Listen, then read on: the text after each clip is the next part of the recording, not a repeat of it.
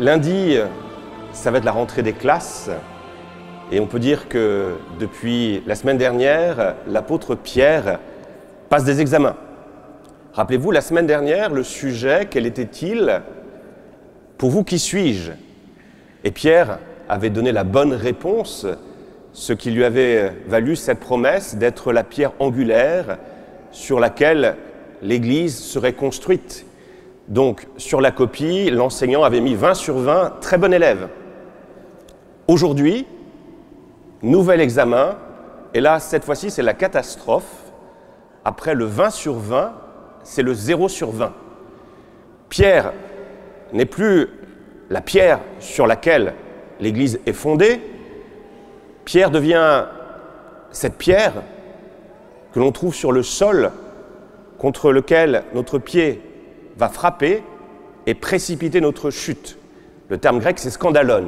C'est cette pierre qui fait tomber. Vous êtes sur le chemin des douaniers, à Cancale, et vous n'avez pas vu cette pierre qui sort du sol, et là, vous risquez de chuter. Eh bien voilà, Pierre, 0 sur 20. Alors, qu'est-ce que nous pouvons interpréter de ce changement qui intervient en très peu de temps? 20 sur 20, 0 sur 20. Alors, la première chose pour moi qui est importante, c'est que l'Église n'est pas faite que de premiers de classe. Et moi, je rends grâce au Seigneur, parce que si l'Église était faite que de premiers de classe, je ne serais pas là.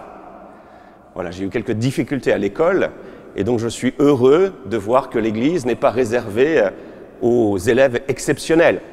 Elle est pour tout le monde. La deuxième chose que nous apprend l'exemple de Pierre, c'est que le seul temps qui compte, je le dis souvent, en régime chrétien, c'est maintenant. On peut être saint aujourd'hui et tout perdre demain. Rappelez-vous cette prière que disait souvent saint Philippe Néri, grand saint: Seigneur, méfie-toi de Philippe, méfie-toi de moi, parce qu'aujourd'hui, je peux tout perdre. Quand on dit le Je vous salue Marie, on demande à Marie de prier pour nous maintenant et à l'heure de notre mort. Le seul moment qui compte, c'est maintenant. Et donc Pierre a été très bon hier, aujourd'hui, il est mauvais. Mais si on est mauvais aujourd'hui, ça veut dire que demain, on peut de nouveau redevenir un bon élève. Le seul temps qui compte, c'est aujourd'hui en régime chrétien. Ce n'est pas hier, parce que ça n'est plus, et ça n'est pas demain, parce que ça n'est pas encore. Le seul temps qui compte, c'est maintenant et à l'heure de notre mort, puisque nous serons jugés précisément, non pas en fonction de ce que nous aurons fait, mais en fonction de celui que nous serons précisément à l'heure de notre mort, au dernier instant de notre lucidité. Vous voyez, le seul temps qui compte, c'est maintenant. Donc Pierre, là, aujourd'hui, il n'est pas exceptionnel. Alors, on va regarder ensemble la faute qu'il a commise. Pierre, c'est un disciple. Et quelle est la position du disciple par rapport au maître? Représentez-vous la scène. Il y a Jésus qui marche, qui prêche en marchant. Et où se trouve le disciple, généralement? Il se trouve derrière ou devant? Dites-moi. Derrière. C'est le propre du disciple, c'est de marcher derrière son maître. Et que lui dit aujourd'hui Jésus? Passe derrière moi, à Pierre. Ça veut dire quoi? C'est qu'à un moment, Pierre a voulu passer par devant Jésus. Et pourquoi? Parce que Jésus vient d'annoncer la croix, la passion, et ça, Pierre, ça ne l'intéresse pas du tout. Un Messie qui transforme le pain pour le multiplier, qui transforme les poissons, qui multiplie les poissons, ça, il en veut bien. Un Jésus qui guérit, qui est acclamé par les foules, il en veut bien. Mais un Jésus qui annonce sa croix, ça l'intéresse beaucoup moins. Alors il dit à Jésus, t'inquiète pas, laisse-moi faire. Si tu suis mes plans, tu vas voir, avec moi, ça va marcher. Qu'est-ce que ça vous rappelle, cela? Cette remarque de Pierre, elle rappelle un autre passage de l'Écriture qu'on entend au premier dimanche de Carême. Quel est l'évangile du premier dimanche de Carême? C'est l'épisode des tentations. Là, il y a le tentateur qui va au-devant de Jésus et qui lui dit « Si tu veux, je vais faire de toi le Messie, celui que tout le monde va adorer. » Et c'est très simple. Mon plan, c'est quoi? Élève-toi dans les airs, saute dans les airs, vole, transforme les pierres en pain, choisis la facilité. Tu es le Fils de Dieu, tu as tout pouvoir. Alors utilise cette toute-puissance pour pouvoir prêcher, pour pouvoir fasciner. Moi, j'en suis sûr que si j'avais la capacité là de m'élever dans les airs, vous seriez impressionnés. Si j'avais la capacité de transformer les pierres en pain en disant voilà, plus besoin de travailler. Vous venez à l'église et vous aurez des mets délicats, meilleurs que ceux que l'on peut avoir dans certains restaurants de Cancale, des huîtres à profusion. Voilà. C'est ce que promet le Satan. Mais c'est ce que refuse précisément Jésus. Et aujourd'hui, Pierre reprend finalement la même tentation que le tentateur, choisit la facilité. Et c'est ce que refuse précisément Jésus. Jésus nous dit aujourd'hui, je ne veux pas éviter la croix. La croix, elle est là et je ne peux pas passer à côté. Pourquoi nous dit-il cela? Alors qu'il aurait très bien pu éviter la croix. Parce que Jésus sait très bien que si nous avons besoin de Dieu, si nous avons besoin de lui dans les moments agréables, pour faire en sorte que la fête soit plus belle, nous avons surtout besoin de Dieu dans les moments redoutables, dans les moments difficiles. Et si Jésus ne vient pas assumer la croix, ça veut dire quoi? Ça veut dire que quand, à notre tour, nous aurons à traverser des croix, eh bien nous serons seuls. Dieu ne sera plus là. Le propre de la foi chrétienne, le propre de Jésus, c'est remplir de sa présence tous les moments importants de notre vie. Les moments agréables, mais aussi les moments les plus redoutables, les plus difficiles. Jésus veut être là. Parce qu'il sait très bien que face à nos croix, nous, on n'est pas Jésus. Si vous me clouez sur le bois de la croix, je ne pourrais pas faire intervenir une légion d'anges pour venir à mon secours. Je ne pourrais pas faire un miracle pour descendre de ma croix. Et donc Jésus le sait très bien cela. Alors il dit, ben voilà, moi je vais assumer cette croix. Et il nous invite à notre tour à ne pas fuir ces croix. Pourquoi ne faut-il pas fuir les croix? Parce que malheureusement elles sont là.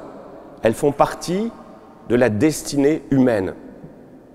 On peut les éviter, mais plus on veut éviter une croix, plus cette croix est là.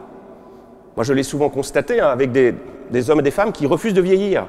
Alors on utilise des artifices pour masquer sa vieillesse, mais plus on utilise des artifices, plus quand on se regarde dans la glace, on voit quoi? On voit qu'on vieillit, tout simplement. Plus on fuit une réalité, plus cette réalité devient obsédante.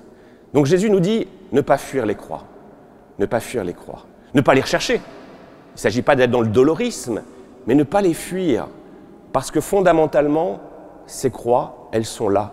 Elles font partie de l'existence humaine. Et peut-être c'est cette promesse que nous adresse aujourd'hui Jésus, c'est que dans ces croix, eh bien, nous pouvons peut-être, je l'espère tout du moins, moi je prie, dans ces croix, faire l'expérience que Jésus ne nous a pas abandonnés, qu'il est là, qu'il est mort précisément sur le bois de la croix pour nous dire « Allez, je suis avec toi ». Peut-être que le prêtre, il ne te comprend pas, mais moi je te comprends. Parce que je suis venu non pas parler de la croix, mais vivre la croix, remplir de ma présence cette croix. Et qu'est-ce que ça change? C'est que nous, chrétiens, nous savons que derrière la croix, certes, il y a Jésus, mais il y a aussi cette promesse de la résurrection. Et c'est pour ça que Jésus peut nous inviter à porter notre croix, parce qu'elle fait partie, 1, de la destinée humaine, et 2, parce que la croix n'est pas le dernier mot de Dieu. Derrière la croix, il y a cette porte qui peut s'ouvrir, qui peut nous permettre de traverser la croix au cours de notre vie terrestre, et à la fin de celle-ci, ouvrir une porte vers la vie éternelle, vers le paradis. C'est ça la foi chrétienne. Et pour conclure, je vais l'illustrer avec Jeanne Jugan, Sainte Jeanne Jugan. Alors vous connaissez tous l'histoire. Alors peut-être qu'il y a des vacanciers parmi nous qui connaissent moins cette figure de Jeanne Jugan. Alors je vais vous rappeler sa vie rapidement. Donc native de Cancale, c'est la fierté des Cancalais d'avoir une sainte connue, native de notre ville. Eh bien, Jeanne Jugan, cette femme qui très tôt dans son cœur se sent appelée à se mettre au service du bon Dieu. Un jour, il y a un beau Cancalais, il y a des beaux Cancalais, qui vient, qui dit « je voudrais me marier », enfin qui va voir les parents de Jeanne, en disant « je voudrais épouser votre fille ». Et Jeanne va refuser, en disant « non, le Seigneur me veut pour une œuvre qui n'existe pas encore. Donc voilà, donc elle va, parce qu'elle est irradiante de charité, comme dans la première lecture, elle a ce feu de l'Évangile.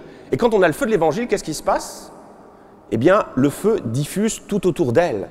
Donc, un groupe d'amis l'entoure. Un jour, elle tombe sur une pauvre femme, âgée, laissée à l'abandon. Et qu'est-ce qu'elle fait?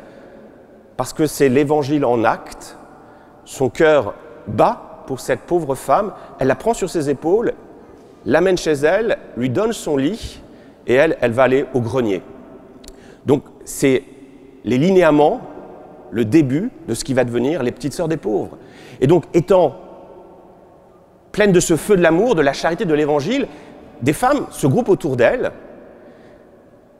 Elles demandent l'aide, ces femmes, à un prêtre, qui est l'abbé Lepailleur, abbé Auguste Lepailleur, de les aider à constituer ce qui pourrait devenir, à la grâce de Dieu, une communauté. Et donc voilà, la première œuvre de Jeanne Dugan qui va se créer à Saint-Malo, et le feu étant contagieux, eh bien, ça se disperse partout. Jeanne, elle court partout, elle quête pour récupérer de l'argent, pour prêcher l'Évangile en acte, et des maisons se créent partout. Et donc l'œuvre commence à grossir, grossir, grossir. Elle ira même jusqu'à l'Académie française pour présenter son œuvre et recevoir des fonds substantiels qui permettra à la communauté de grandir.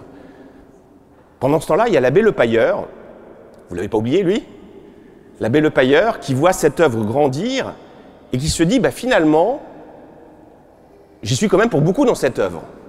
Mais le problème de l'abbé Lepailleur, c'est quoi, à votre avis? Le problème, c'est qu'il y a Jeanne Dugan. Et que Jeanne Dugan, c'est elle la fondatrice. Alors elle est quand même un peu gênante parce qu'elle coûte trop de place. Donc qu'est-ce que va faire l'abbé Lepailleur? Il va progressivement mettre hors course la pauvre Jeanne Dugan.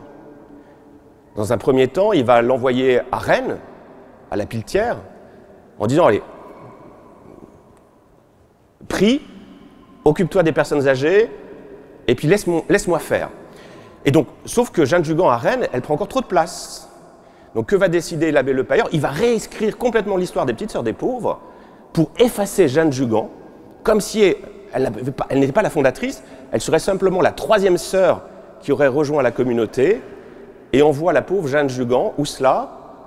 À Saint-Pern, où est sœur Marie Colomba. Alors à l'époque, les moyens de transport étaient beaucoup moins développés. Donc pour aller à Saint-Pern, il fallait combien de temps? C'était long. Et donc là, elle va être envoyée dans cette maison, la maison mère, sans aucune responsabilité. Elle devient sœur Marie de la Croix. 27 ans.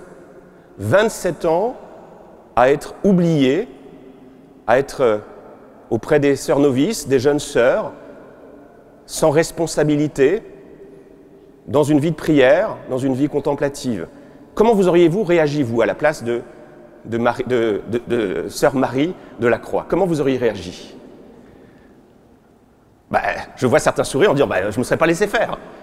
Et vous voyez, c'est cette croix que va porter Jeanne Dugan. 27 ans. Vous vous rendez compte, 27 ans, toute votre vie, tout ce qui était au cœur de votre vie, votre œuvre, vous a été dérobé et vous êtes abandonné et vous êtes là. Eh bien, Jeanne Dugan, elle porte cette croix pendant 27 ans, sans rien dire. Alors un jour, quand même, elle voit l'abbé Lepailleur, et c'est peut-être la seule parole qu'elle va lui dire, « Monsieur l'abbé, vous m'avez volé mon œuvre, mais sachez que je vous la donne de bon cœur. » Vous voyez cette croix que Jeanne Dugan a portée toute sa vie. Alors pourquoi maintenant cette croix peut ouvrir à la promesse de résurrection? Parce que Jeanne Dugan va mourir, l'abbé Lepailleur va différer l'annonce de la mort de Jeanne Dugan, parce que Jeanne Dugan a eu la mauvaise idée de mourir un jour de Saint-Augustin. C'est sa fête. Alors il ne voudrait pas que la mort de Jeanne Dugan ternisse la grande solennité qui accompagne son saint patron, Saint-Augustin. Alors on n'en parle pas, on en parlera demain. Sauf que les jours passant, la vérité finit toujours par émerger. Et la sœur que l'abbé Lepailleur avait placée à la tête de la congrégation, doit dire, en fait, c'est pas moi la fondatrice. La véritable fondatrice, c'est qui? C'est Jeanne Jugan. Alors la vérité, elle finit toujours, dans l'Église, on le voit encore aujourd'hui, dans tous ces scandales, la vérité finit toujours par triompher. Et donc, Jeanne Jugan va être reconnue comme la fondatrice. Et moi, ce que je trouve extraordinaire, et ça va être ma conclusion, c'est de voir comment la croix peut être source de vie. C'est qu'en ayant été reléguée, je l'ai souvent dit, eh bien Jeanne Jugan a pu vivre pendant 27 ans au contact des jeunes novices des Petites Sœurs des Pauvres. Elle a pu vivre avec elles, leur parler, des petites phrases, des petits aphorismes. Et en cela, elle a pu forger l'identité de ce que deviendra, de ce que sont aujourd'hui les Petites Sœurs des Pauvres. Alors que si elle était restée à la tête de la congrégation, qu'aurait-elle fait? Elle aurait fait le tour du monde, elle aurait prêché, elle aurait certainement récupéré beaucoup d'argent, fait beaucoup de fondations, mais elle n'aurait pas été au contact avec les jeunes novices, avec les jeunes sœurs. Vous voyez, en ayant été reléguée, eh bien, elle est devenue la véritable fondatrice, parce que de la croix est advenue la vie. Vous voyez, la croix peut être affrontée, enfin on peut demander cette grâce de pouvoir affronter la croix, parce que, nous savons que la croix est le lieu où nous pouvons faire la rencontre du Seigneur, de Jésus, et deux, nous savons que derrière la croix, il y a cette promesse de la résurrection, cette promesse de la vie, de la vérité qui triomphe. Alors pour tous ceux qui traversent des croix trop lourdes à porter, eh bien c'est aussi le rôle de notre communauté d'aider à porter ceux qui ont une croix trop lourde, et puis de demander peut-être l'intercession de Sœur Marie de la Croix. Elle sait ce que c'est que de porter cette croix. Et là, elle est là à nos côtés pour la porter avec nous et pour nous dire que derrière la croix, il y a toujours la résurrection. Amen.